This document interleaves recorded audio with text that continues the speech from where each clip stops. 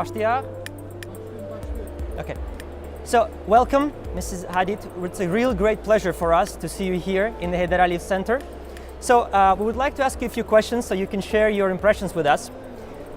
You attended the groundbreaking ceremony of the Heydar Aliev Center, and now you're here today after some time and the center is fully functional. So, can you tell us what are your impressions of the final appearance of the project? Well, I think it's amazing because when you design a project, you have certain expectations, and it's not always you don't end up with what you want. And I think it's been an incredible experiment for us in terms of achieving this building, which is quite complex and quite difficult, and achieving it in this way. I think it's been fantastic. So, you just coming to the sort of the whole concept of the Heydar Aliev Center. I mean, definitely it's a magnificent building, but can you share with us maybe a very short story? How did the whole idea emerge with you? Well, I think that in about, let's say 20 years ago, we were trying to, doing research, design research, to discover what is the best way to achieve a certain scale of buildings. And at the time, we thought of the idea of land formation, and then it became land formation, topography, and landscape. And I think this project was one of the outcome of these 20 years of experimentation in this topography and landscape research. But of course, aided with the computational skills, one was able to achieve what we call complete fluid architecture. So the idea for fluidity in this building was to how the park on the exterior, how the city merges with the interior in a seamless, continuous way, and that the tiling of this building with the tiling of the floor is almost the same material. So as you move around the building, the idea that there were 3 programs and each program is merged with the next program, so they are seen as one building with 3 entities. Let's say it could be a cultural facility, a museum, a theater, and the library. All they flew onto each other in a seamless way. So instead of having 3 different blocks, the blocks are one like a mountain range or whatever. So, looking at the works that you've created for many years, one can see there are some pieces of architecture where you have sharp angles, some which are more of a curved lines. I think the original work was all to do with, let's say, sharp angles, not because of the angle, because it was at the time, like shards or breaking of glass and whatever. But I think it eventually merged into fluidity. So, in a way, let's say if you imagine bits of ice breaking in the water and icebergs, and maybe had more sharpness, but ultimately we wanted to achieve total fluidity, and that change from the break to one continuous object. So, in addition to become known as the venue of international conferences, Heydar Aliev Center also initiated a number of projects, and I think you've been to some of these, or at least you've seen some of these in the center. What's your impression of the projects that you see here, the exhibits? Well, I think it's very interesting because obviously some of them are very nice, some of them are so-so, but I think what is interesting from people from art to see the level of investment in new architecture in the city.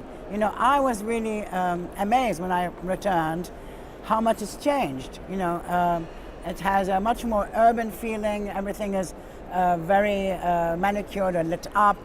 It feels more dense. So I think that, I think in the 4 or 5 years it also changed a lot. And I think it's nice for people to see what kind of things are going on here, what people are designing or what they're doing.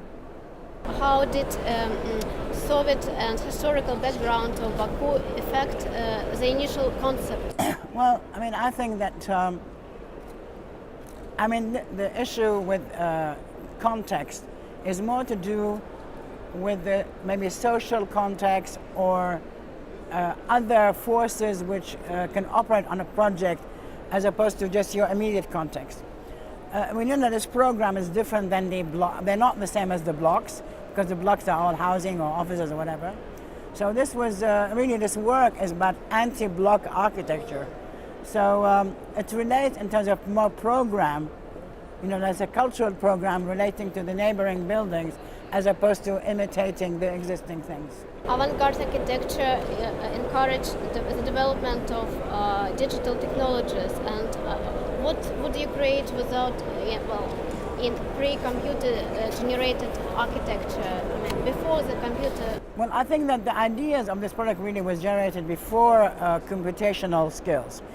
But I think what computational skills have done for this project in particular was interesting, because I think that one could have never achieved this level of fluidity. And also, what is interesting about computation is that it makes it seamless not only in the architecture, but in the way you produce material, in production and in fabrication. So I think it is very exciting the way all the exterior was fabricated all through computing, all the skin, to achieve this level of precision. I think it could have been done before, but I think it would not with the same level of precision and also consistency. So I think one has been able through computation to achieve things which are maybe difficult to achieve before. What's your attitude towards paper architects? I think those who are more theoreticians. First happened to be a very close friend of mine. He passed away a year ago, but he was a very close friend. And I personally believe that the message from any project in architecture is equally important. But what I think is very great about experiencing a building and space, I think in drawing you can only imagine, and when you build it, you can actually experience it. And I think that the paper projects were very important to do the next iteration, to make the next experiment. How do you find the balance between functionality and beautiful concept? I think you can do them. You can do them more as long as you can. The issue is you have to challenge the orthodox way of, of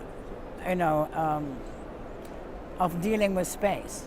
I think that, for example, in certain places, they think that the only optimal space is done in a very particular way. And I obviously don't believe that. I think that you can achieve a different kind of function or the same function to a different speciality. If you look at the idea of the theater, historically it was never always done the same way. Or a living room or a bedroom or an office space. They don't have to, certain programs, of course, they have to adhere the size of a stadium or a swimming pool or theater have certain kind of parameters which are there optimized, but the way they look don't have to be all the same. What is your attitude towards preserving the historical buildings? I think it is very important to keep some of them if they have very high value, if they're very good. But I think it's equally important to be able to do new things, because that also is symbolic of that generation, of that moment. I don't think everything old is good and everything is new is bad. I think you have to be able to marry these worlds. So Mrs. Hadid, everything changes, architecture changes too. So what is your view on how the architecture will look like, say, in 25 years from now? I don't know, I couldn't say. I think that, 30 years ago, people did not expect there would be such a radical change in that period. And there was, And that was, I think, is very exciting that in one's lifetime witnessed this change. In the same way, one witnessed the change in modernism, from very kind of traditional buildings to modernism. That must have been a very exciting moment. And it happened again in the 60s. So I think that, I don't know, I think it depends. I think that not all the ideas have yet to be achieved. When I started work, I thought the modernist project was not completed, and therefore this is a continuation of modernism. But as I researched, we discovered something else, which is not just the early modernist period. So I think that some of these issues which we are discussing now, or we are doing now, then become more refined and more elaborated in future. what project would you like to realize in Iraq? Well, I think that, in Iraq, we're doing the central bank. We might be doing some other projects. I mean, I have a particular interest in Iraq in planning, for example, because that will set the roots for a new life. It doesn't have to be grand buildings. It could be, just very simple ideas of how you develop the cities for the future, because, in Iraq, nothing happened for 30 years. And so I think that these could be very interesting let's say, be involved in the way the seeds are planted in these places. And what was your first architectural impressions of Baku? I actually like it. Also, it's very nice light, and I think people who have this nice light, like the Mediterranean, people expect it to happen everywhere. It doesn't happen everywhere. And that impacts on the way you see the buildings as well, because sometimes it's quite flat, so it's lit very differently. I think also the different periods of architecture in Baku, they work very well together, whether pre-Soviet, post-Soviet, during Soviet, and I have a particular interest in constructivism, especially in my early period. So I think it's very nice it has a kind of familiarity to me, Baku, although I don't know it very well, because it has this marriage of maybe some of kind of West ideas merged with maybe traditional Eastern ideas. Like if you go to the bazaar or the old town, you have these worlds all exist at the same time. Okay. Thank you very much indeed for taking time. Thank you.